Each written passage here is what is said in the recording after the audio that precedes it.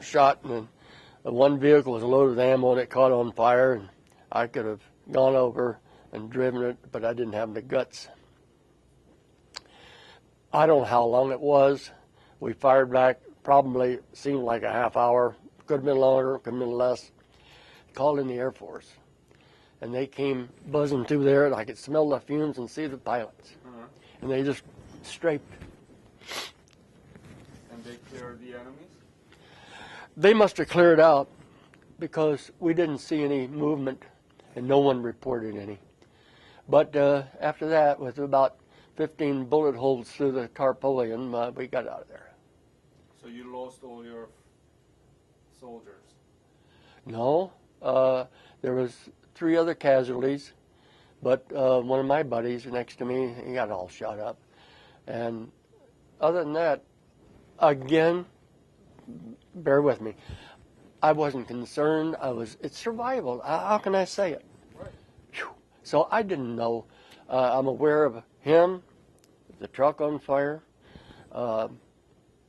others hollering for medics, and we got in there and cleared out. So.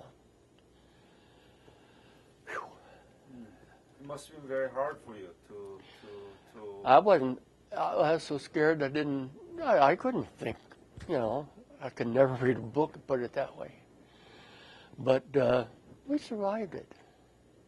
And then it was a few months later, we got mortared, and I hit the ditch. It was during the nighttime. And I don't know, we had some casualties. One guy's leg got blown off. But you never wounded? You never wounded? No. You're lucky. Somebody's looking after me. Yeah. Did you read the Bible at the time? Well, not right there in Korea, but yeah, I didn't, I was always on the move. When I wasn't, it was eating and trying to find something to do, of course. It wasn't all blood and guts, but... So you've been all moving around all of the Korea, right? Now we're getting to back what my job was.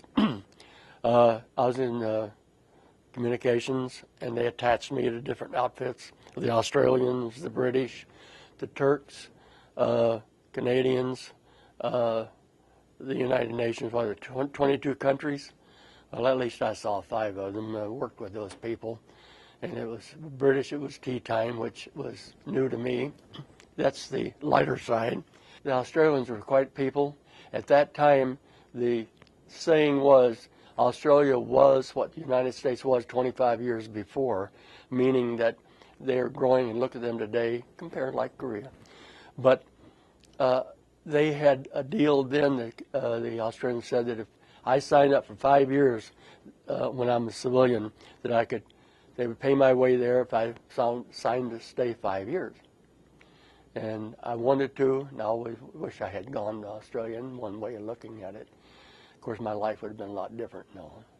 But the fighting group, the ones that I saw fight, was the Turks.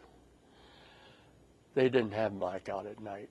We were taught no lights, nothing.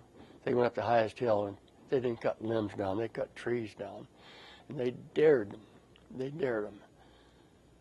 And while I was there, someone shot one of their officers, and they went into town, and I'm not going to say any more of what they did there. What was the happiest moment during your service? Oh, I had many a happy. I'd be tongue-in-cheek getting home. When did you get back home? I was there twice. I was in Far East twice, in Europe once. But when did you leave Korea? 1950, but not right away. I ended up in the hospital for 30 days. Why? I had diarrhea, malaria, and hemorrhoid.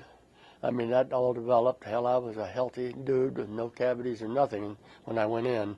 But C rations will do things to you. Your habits of brushing changes your whole lifestyle. That's Keith. I ended up in the troop ship when I did go home 30 days later. Came back to the States. They processed me and I was stationed at various places around the country. If I recall, I went to, I carried Chicago as my home address at this time, and Fort Sheridan. Fort Sheridan sent me to Carson, Colorado. While I was there, they sent me to Kansas for communications, and came back. I was assigned to a group to, I don't know which one. I was at Fort Knox, Kentucky. One of those, anyway, we went to Colorado, and, I'm jumping ahead. I went back to Japan. That's what it was. They sent me to Fort Leonard Wood. They put me in a group and sent me right back. I wasn't home probably more than 3 months, 4 months. And I went right back in Japan. They processed, and I'll never forget that.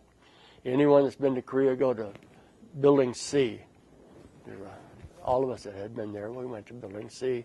And I was stationed Sasebo at the time, finished out that enlistment.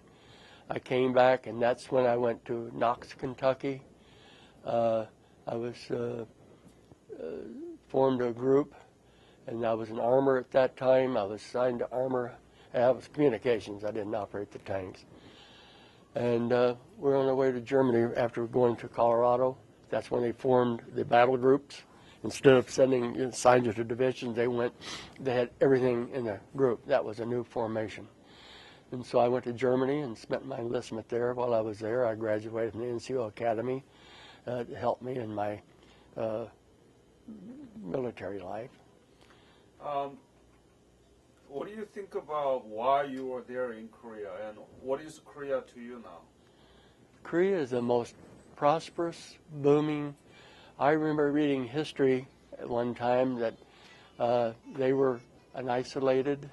They opened up to Perry, and I only saw in Korea 13 miles of blacktop that had been built literally by the Japanese, and one train running back and forth, never turning. It was straight up and down.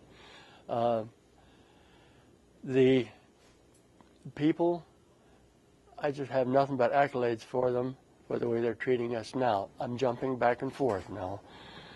And they have really built their country up, and I'm really proud of those people. As Korean people, here, they have the Presbyterian Korean Church has a dinner every year, and this month it's coming up very soon, and they just absolutely treat us royally, and I thank them for that. So you're proud of your service? Absolutely am. And probably would do it again. Circumstances being what they are, it would be a hard call. Have you been back to Korea? I would like to. I signed up for it 3 years ago, and I found out that the expense was so many dollars, and the clause is in there that if you didn't go within a certain time, you get so much back, and if you didn't go till later, you don't get anything back, and it's just a monetary thing that I didn't pursue it anymore. Any other message that you want to leave to this interview? There are so many things I'm unprepared. I first of all appreciate this interview. We don't have much opportunity. You are the first to bring this forward, and I appreciate that. Belong to National, great organization. Let's see, I guess I joined Chapter 1406 maybe. And we do a lot of good things. We have about 14 items that we do, 6 ROTCs, and I can go down litany of things that our chapter is involved in. And we have a great chapter. We are a dying group. The average is none under 80, I don't believe. We do need infusion of new people. I hope that Congress passes something that we can include more troops, if you want to, what term? Stationed in Korea after the war. Exactly. And I'm sure there'll be plenty of them that would be willing to join. and some have been turned away because they didn't serve in Korea. And they're working on it now, I understand, and I'm waiting for them to put the word out that we can have more people. Everett, thank you very much for your interview again and for your fight. And I know that it's been hard for you to remember those terrible moments, but just moments. Yeah. The rest of it was with troops, fellowship, camaraderie, knowing that someone's beside you. Thank you very much again. Thank you.